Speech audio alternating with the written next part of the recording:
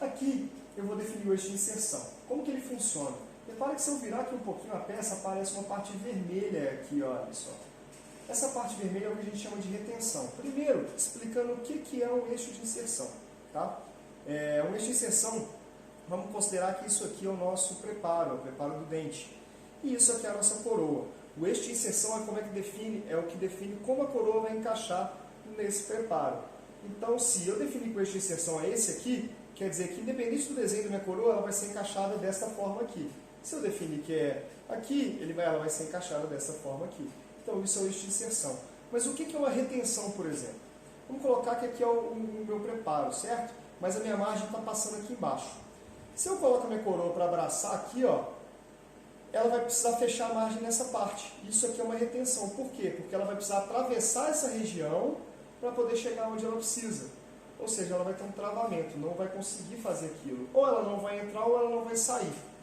Então o software ele precisa compensar essa retenção para ele poder conseguir entrar e sair. Tá bom? Então a gente consegue habilitar ou desabilitar essa compensação de retenção. Aqui no nosso desenho, na retenção, a gente vai deixar sempre o mínimo de retenção possível. Tá bom? Então o mínimo de vermelhinho possível. Eu aqui, para poder radicalizar, eu quero mostrar um pouquinho. Ó. Vou virar, deixar bastante retenção. E principalmente, reparem aqui que a retenção está passando por cima da linha da margem. Vou definir o eixo de inserção e vou seguir. Olha só. Ele vai carregar um pouquinho e vai me mostrar. Olha aqui, ó. Essa parte aqui, ele vai deixar, primeiro, uma setinha vermelha, mostrando que teve uma retenção. E aqui ele vai mostrar um roxinho na margem. O que esse roxinho quer dizer? Onde tiver um roxo na margem, quer dizer que ela está aberta. Se ela está aberta, o seu bordo vai estar aberto e não vai ter vedação suficiente na sua coroa. Então isso está errado. Você pode compensar isso com a cerâmica? Não deve. Com Adon, alguma coisa do tipo? Não deve, mas pode. O ideal é que você faça corretamente aqui, tá bom? Se a gente conferir aqui, olha só, vamos olhar por baixo, tá? Ó, aqui ficou uma aberturinha, olha só. Ó, nossa margem está aqui e a margem do nosso troquel está aqui. Porque eu fiz aquela retenção toda. Então eu vou voltar atrás. Aqui está me mostrando a retenção que eu fiz, olha só que legal. Então eu vou só recuperar aqui e organizar. Ó, pronto.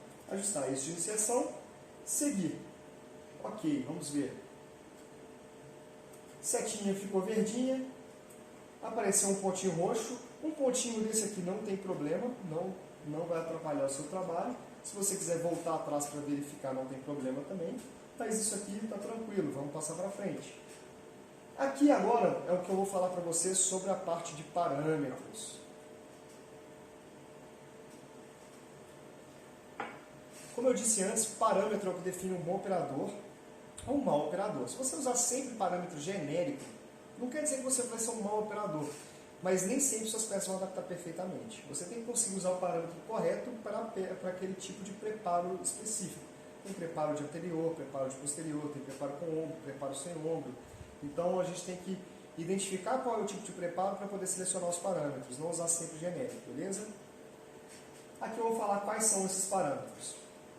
O verdinho aqui, o Contact Area, é o que a gente chama de espaço sem cimento. É o stop da nossa peça. Então, se vocês repararem aqui agora, olha só, isso aqui não vai deixar minha peça descer. Essa parte que está verde é onde vai entrar o atrito mecânico entre a minha coroa e o preparo do dentista. Eles vão se tocar. Então, se eu deixar esse espaço tão alto assim como está agora, vai ser ruim. Eu não vou conseguir descer toda a minha peça. Então, se por acaso você estiver fazendo algum tipo de trabalho, um copy, uma coroa, que na hora que você coloca para adaptar no troquel, ele não desce todo e fica sempre por igual porque ele não desceu, provavelmente é esse parâmetro que você está errando, tá bom? Então, esse parâmetro aqui, que é o da margem, Contact Area, eu vou descer aqui, colocar no mínimo, só para poder mostrar, ó. O mínimo que você pode colocar aqui é de 0,3, tá bom?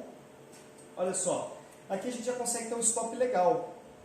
Se você for usar um parâmetro genérico, use o 0,3, é legal que ele já dá um stop interessante e ele não vai atrapalhar a adaptação da sua peça, beleza? Se você quiser entender como é que funciona isso em relação ao preparo, vamos reparar esse preparo aqui, ele é de um posterior, está muito bem preparado, mas mesmo assim nem tudo está muito bem definido, olha só. Aqui a gente tem o pescoço e aqui a gente tem o ombro da nossa peça.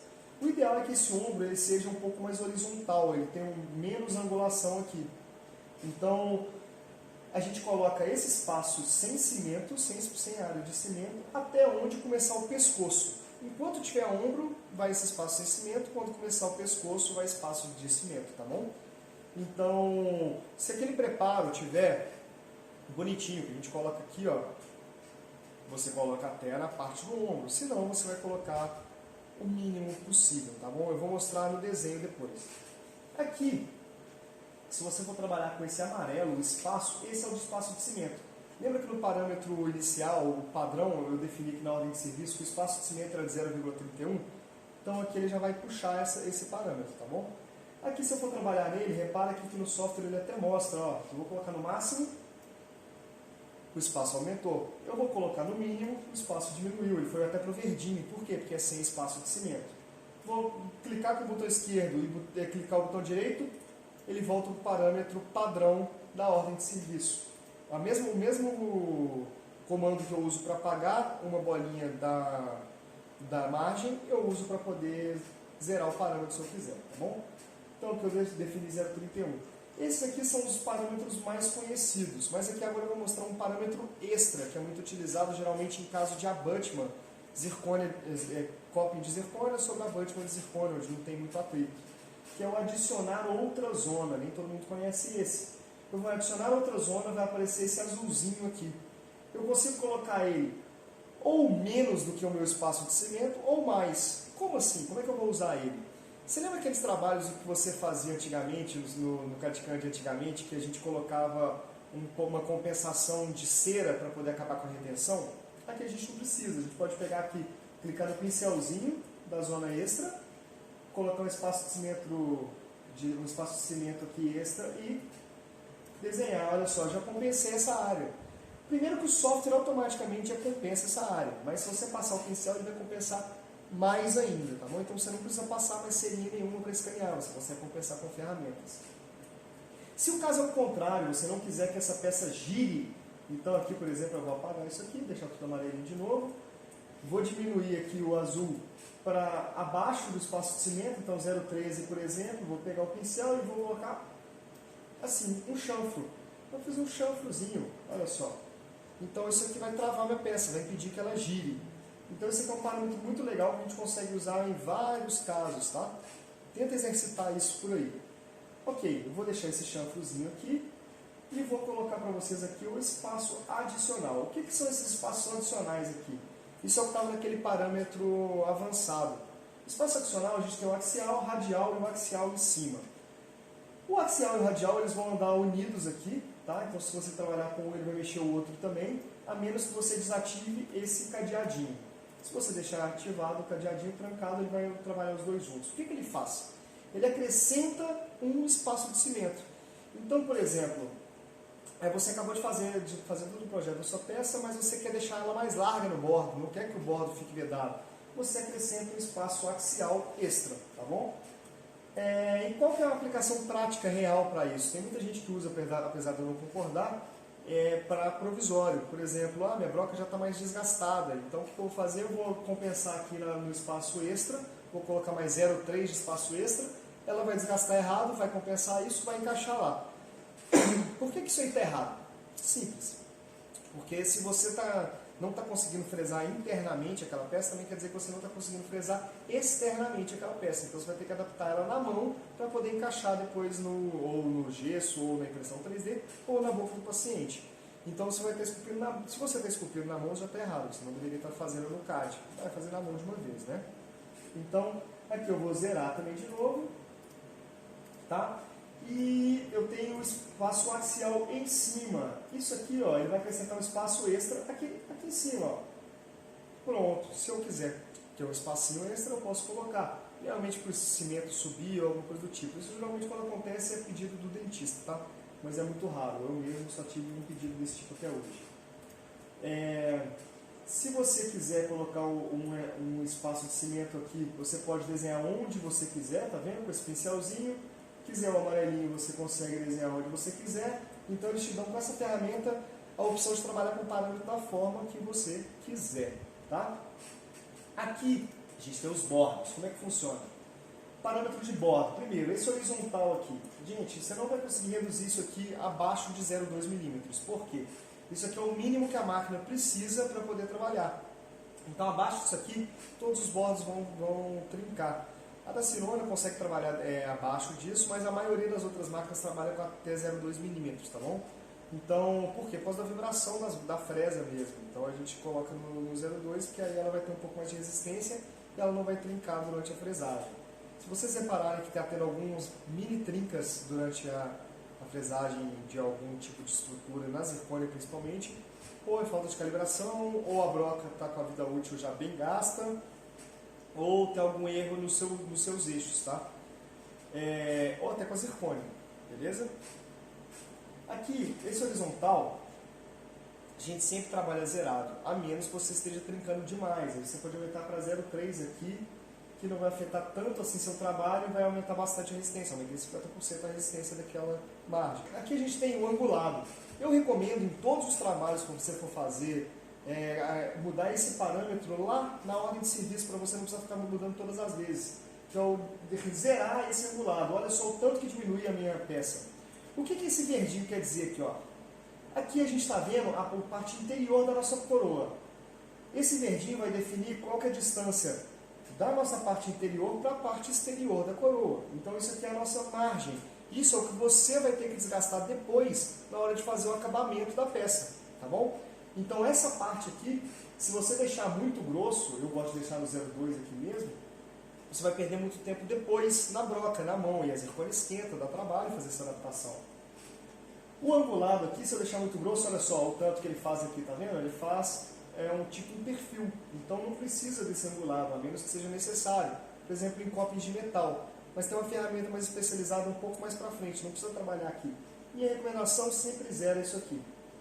Esse ângulo, eu tenho que deixar o angulado um pouco aqui para poder mostrar o que o ângulo faz. O ângulo é o ângulo do angulado, então se o angulado estiver desativado, ele não vai funcionar. E a gente tem aqui o vertical. Além do angulado e do horizontal, ainda tem o vertical. Então, olha só que bonito que ficou aqui o nosso preparo. Ó. Se você quiser fazer um copo começando com essa base e desgastar tudo na mão, tranquilo, sua opção. O parâmetro está aí para isso, tá bom? Aqui eu vou zerar, vou tirar o ângulo também, vou zerar isso aqui, vou zerar isso aqui. Beleza, vou continuar com o meu copo, tá? Logo aqui a gente tem outra aba que é retenções. Lembra que eu tinha falado que a gente tinha a opção de compensar ou não compensar uma retenção? Bom, é aqui que a gente vai trabalhar nessa parte, tá bom? Então aqui a gente tem a ferramenta de não compensar retenções, eu defino qual que é a dimensão da retenção que eu não quero compensar, então aqui você coloca 0,1 já vai funcionar e vou colocar aplicar. Qualquer retenção que eu trabalhar aqui e tiver aquele vermelhinho abrindo o bordo, ela já vai fechar naquela hora, tá bom? Então a peça não vai descer, mas a retenção vai estar compensada. Quando que isso vale a pena? Coroa, cópia, essas coisas não vale a pena, mas quando você vai trabalhar com faceta, por exemplo, que ela tem aquele preparo que abraça, né?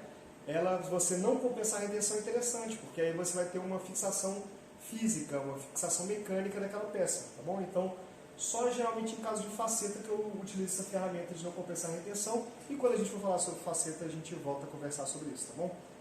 Beleza, eu vou desativar a ferramenta, vou aplicar de novo,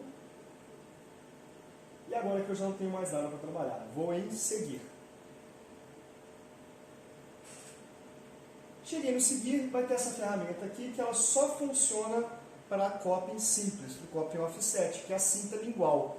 Isso aqui geralmente é utilizado em copings de metal. Então se você quiser fazer uma cinta, você clica onde começa a cinta e onde termina. Então o vermelhinho começa na esquerda, o azulzinho é a parte direita, e você pode só arrastar isso aqui para arrastar a sua cinta. Se você quiser fazer 360 graus, ou seja, circulando toda a sua peça, você clica aqui, 360 graus e pronto, você conseguiu fazer a cinta toda. Aqui você define a altura dela, a angulação dessa cinta, que é mais aberta, que é mais fechada, e pronto, você tem o seu coping offset simples feito. Vou seguir aqui e a gente vai ter agora a opção de modelação. Eu não vou trabalhar muito com a ferramenta de modelação aqui agora com vocês, porque isso aqui é um coping simples, a gente não usa tanto essa ferramenta. Eu vou mostrar melhor em cada etapa que a gente for trabalhando. Eu vou mostrar a ferramenta em si. Vou mostrar aplicações práticas dela com algumas estruturas que a gente trabalha, tá bom? Aqui, por exemplo, se eu quiser acabar com essa cinta, eu vou usar o suavizar nivelar. Olha só, apresentando a ferramenta só por alto primeiro. A gente tem algumas abas, que é o livre, onde a gente tem a ferramenta de adicionar material. Então, se eu, aqui ó, eu adiciono material, ou se eu deixar o Shift apertado, eu vou remover o material. Ó, tá vendo? Estou removendo o material. Vou dar Ctrl Z ou desfazer. Eu volto para onde estava. Eu tenho suavizar. O que é o suavizar? É como se você estivesse pegando o gotejador e passando em cima da peça aqui, ó. Tá vendo? Ele vai suavizar ela toda, vai derreter aquela parte da peça. Além dele, se você clicar com Shift, a gente tem o nivelar. Se você clicar nele, ele é um gotejador muito quente, ó. Ele vai fazer de uma vez, vai derreter tudo. Então, é muito prático, é muito útil, mas eu vou mostrar com exemplos práticos, tá bom? Aqui a gente tem a outra aba, que é a anatomia. A gente consegue trabalhar só a cúspide, consegue trabalhar a parte inteira do dente e a outra fica parada, ou eu movimento o dente inteiro, ou eu movimento só uma partezinha do dente, ó, pedacinho dele mesmo. Aqui embaixo tem uma outra ferramentinha escondidinha, que é o pintar e puxar. Essa eu tenho que mostrar um exemplo prático, porque aqui agora não vai ter quase nenhuma utilidade, mas é muito interessante e fica bem escondidinha. A gente tem o adaptar, que vai funcionar depois também melhor, e os attachments, beleza? Aqui eu vou no livre, vou só acabar com a minha cinta aqui com suavizar, ó. Passei aqui só para ficar mais arredondado, eu não estou fazendo metal, estou fazendo zircônia, lembra? Mas eu fiz a cinta para mostrar para vocês. E beleza, ok. Finalizei esse copinho com uma cinta arredondada. Seguir. Pronto. Finalizou o trabalho. Reparem uma coisa muito importante aqui, ó, que as pessoas acabam deixando de lado. As malhas. Depois que eu finalizei, essa malha aqui ficou totalmente verde. O que isso quer dizer? Que isso aqui é uma malha unida. Então eu tenho a malha interior, eu tenho aquilo que a gente tinha definido que são os parâmetros, e eu tenho a malha exterior. Como assim? Eu vou desabilitar aqui, esse aqui é a minha área de grupos, isso aqui eu consigo visualizar as minhas malhas. Então, cliquei aqui, não estou vendo nenhum tipo de malha mais. Cliquei em arcada, eu consigo visualizar as malhas da minha arcada, olha só. Se eu clico na setinha aqui, eu visualizo as duas. Olha, eu tenho tanto a arcada completa como só o preparo que eu desenhei com a minha margem. Eu tenho as cavidades, e tenho as partes reduzidas, eu tenho a espessura mínima. Tudo isso somado vira a minha peça unida. Então aqui, ó, eu vou juntar o meu preparo, que é o interior da minha coroa, onde eu defini minha margem, com as minhas cavidades, olha só, que é aquilo que eu tinha definido da margem, com a parte reduzida, ó, beleza? Tira aqui a margem para você ver, já está mostrando o meu preparo. Espessura mínima, se minha parte reduzida não tivesse passando por cima da espessura reduzida, estaria aparecendo a parte vermelhinha. E peça unida, olha só, repara que é a união de todos esses, ó, cavities e parte reduzida. Você não consegue ver a parte reduzida quando eu libero as peças unidas, tá bom? Então isso aqui, essa malha peças unidas, é a união de todas as outras malhas por cima que você foi desenhando parte a parte. Quando a gente finaliza aqui, a gente ainda no assistente tem tanto a opção de acabei, quando você clicar em acabei e seguir, ele só vai fechar o aplicativo. Proceder à produção, que ele vai pegar esse copy, vai levar direto para o Ceramil Match, e a gente vai poder calcular para poder colocar para fresagem. Eu posso clicar em modelar restaurações e voltar a desenhar alguma coisa nele aqui, então eu posso colocar uma faquinha aqui e desenhar aqui alguma coisa, se eu quiser, ó. Desenhei um slide, ok. E posso finalizar de novo. Quando eu finalizar de novo, ele vai me perguntar, guardar as modificações de modelação? Sim. O que isso quer dizer? Eu vou sobrepor a modelação que eu fiz anteriormente. Sim, ok. Ele finalizou de novo, peça unida. Eu posso ir para o acabei, proceder a produção ou modo perito agora. Se eu for no modo perito, eu vou habilitar todas as ferramentas que eu trabalhei anteriormente na minha peça, vou habilitar novamente para poder trabalhar, tá bom? Mas isso é um assunto para a próxima aula.